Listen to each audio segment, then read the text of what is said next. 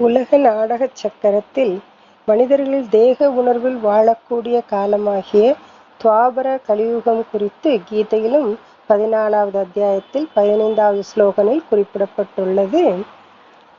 ரஜசி பிரளயம் கத்வா கர்ம சங்கிஷு ஜாயத்தே ததா பிரளீனக தமசி மூட யோனிஷு ஜாயத்தே.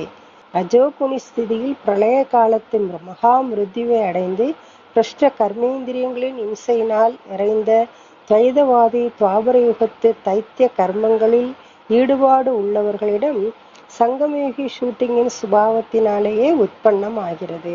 அதே போல சங்கமயுகி ஷூட்டிங் காலத்தில் தமோகுண சுபாவம் உள்ளவர்கள் மத்தியில் மகா மிருத்யுவை அடைந்து ஒவ்வொரு கல்பத்திலும் அதே போன்று ஷூட்டிங்கின் அனுசாரம் கலியுகி மூட புத்தியுள்ள விபச்சாரி ராட்சசர்களிடம் பிறக்கின்றார்கள் என்று.